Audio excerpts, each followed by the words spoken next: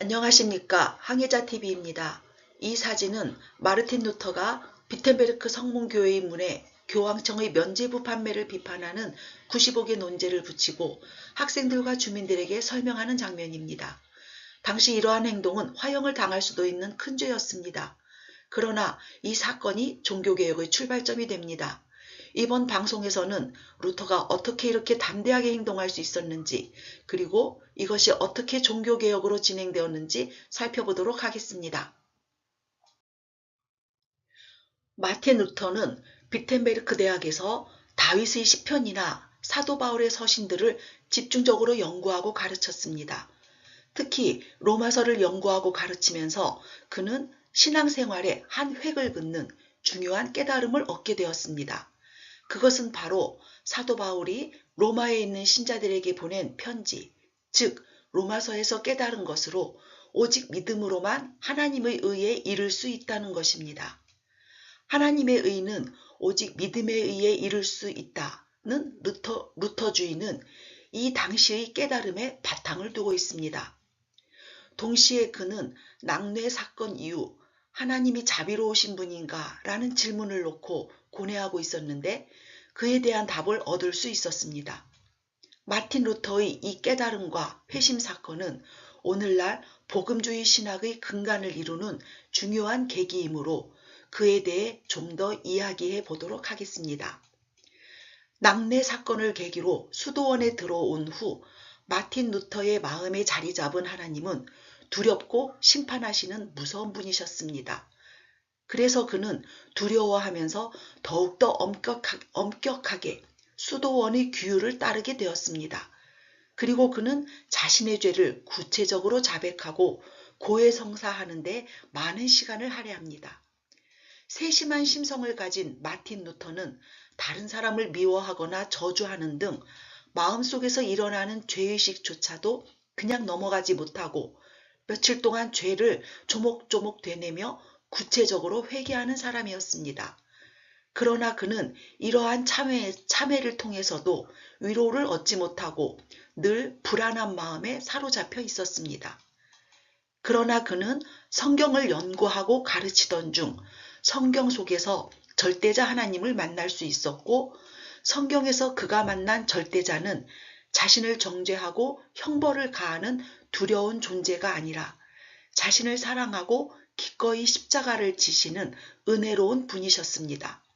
마틴 루터는 시편, 로마서, 갈라디아서 등을 연구하며 강의를 하였고 복음을 분명히 체험하였고 자신의 죄를 대신 짊어지신 예수님을 만남으로 오랫동안 그를 괴롭혀왔던 죄의 문제를 해결했습니다.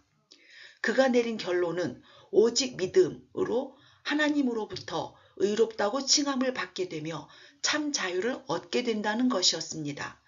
그렇기에 면죄부에 의해서가 아니라 오직 예수 그리스도를 믿음으로 자신의 죄의 문제를 해결할 수 있다는 것이었습니다. 금욕과 절제의 삶을 통해서는 누리지 못했던 이 확신이 있었기에 그는 로마 교황청의 면죄부 판매를 용기 있게 비판하고 종교개혁을 추진할 수 있었습니다. 그 어떤 세속 권력으로도 당시의 루터를 막을 수는 없었습니다. 회심과 관련한 마르틴 루터의 고백은 기독교인들에게 너무나 중요하기에 조금 길지만 원문 그대로 소개해 보도록 하겠습니다. 나는 아주 오랜 기간 동안 바울의 로마 서신을 이해하려고 애를 썼습니다. 그러나 하나님의 의에 대해서는 이해할 수가 없었습니다. 그때까지만 해도 하나님은 의로우신 분으로 불의한 저를 처벌하실 분이라는 생각에 사로잡혀 있었기 때문이었습니다. 나는 수도사로서 흠없이 살아가려고 최대한 노력하고 있었지만 마음으로는 여전히 하나님 앞에서 고뇌하는 죄인에 불과하였습니다. 나의 노력으로 주님의 용서를 받는다는 확신을 가질 수 없었습니다. 그래서 나는 하나님께 화도 내고 불평도 하였습니다. 그리고 심지어 하나님을 싫어하고 증오도 하였습니다.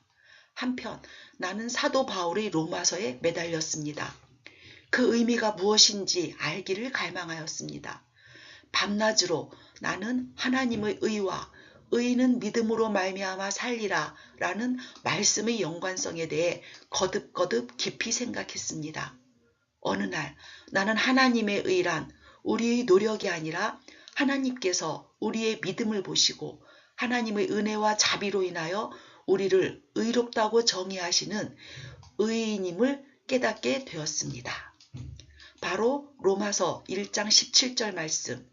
복음에는 하나님의 의가 나타나서 믿음으로 믿음에 이르게 하나니 기록된 바 오직 의인은 믿음으로 말미암아 살리라 함과 같으니라 라는 말씀을 그대로 깨닫게 된 것입니다. 이때 나는 내 자신이 다시 태어나고 천국문이 열리는 느낌을 받았습니다. 성경 말씀 전체가 새로운 의미로 다가왔습니다.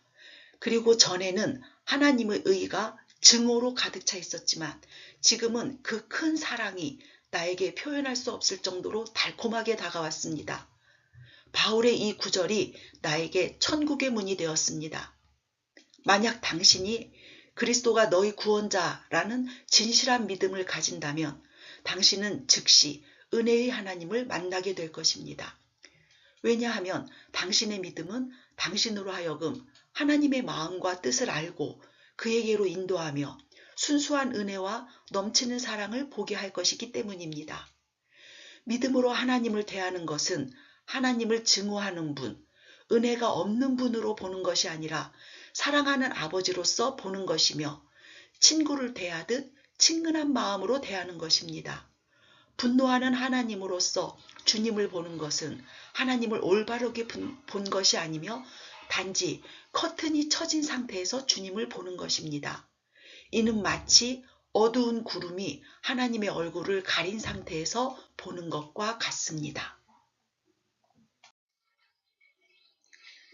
이렇게 마르틴 루터는 하나님의 의와 하나님의 의에 이르게 하는 믿음이 무엇인지에 대해 정확하게 깨닫게 되자 당시 점차 노골화되고 있던 교황청의 면죄부 판매가 잘못되었다는 확신을 하게 되었습니다.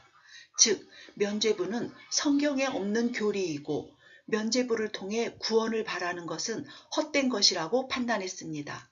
더 나아가 교황의 면죄부는 지극히 작은 죄조차도 제거할 권능이 없고 오직 하나님의 은혜, 십자가의 신앙만이 구원받는 길임을 선언하기에 이릅니다.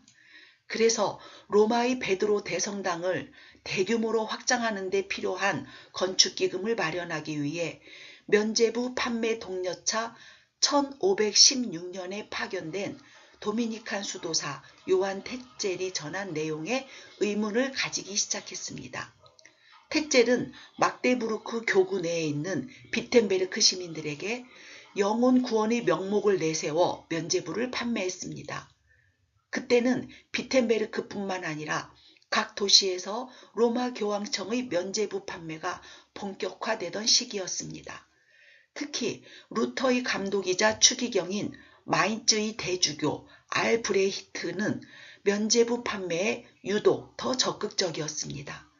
그는 푸거가로부터 빌린 채무를 해결하기 위해 더욱 적극적으로 면죄부를 팔았다고 합니다. 물론 판매금 일부는 로마의 베드로 성당 건축 비용으로 보내졌습니다. 루터는 1517년 10월 31일 비텐베르크의 궁정교회문에 면죄부와 관련된 잘못된 교리와 이를 판매하는 행위의 부당성을 지적하는 95개조 논제를 게재합니다. 그리고 자신 교구의 담당자로서 막데부르크와 마인츠의 주교였던 알브레히트에게 사본을 보냅니다. 아무튼 그는 1518년에 다시 이와 관련해서 면죄부와 은혜에 관한 설교라는 독일어 책자를 발간합니다. 그의 주장은 들불처럼 독일뿐만 아니라 유럽의 많은 지역으로까지 퍼져나갔습니다.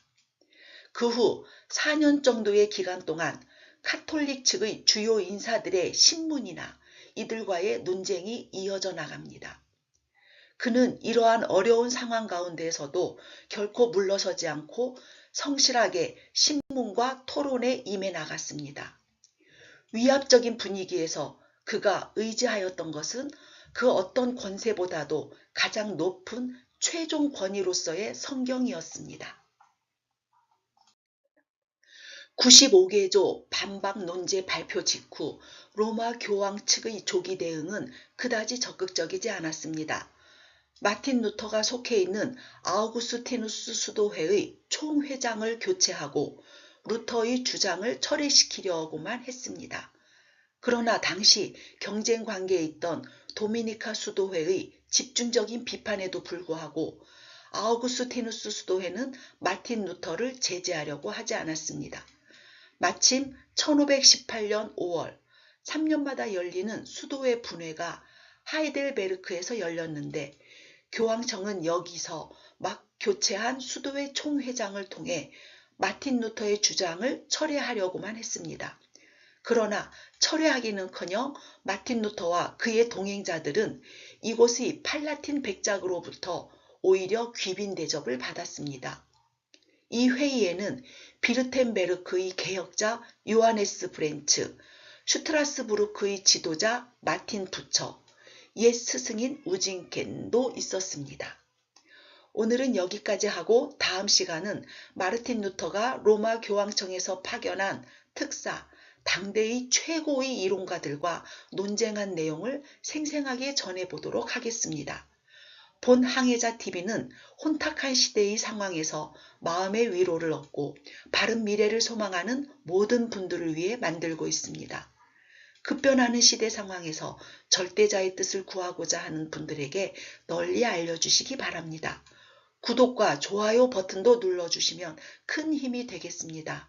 감사합니다.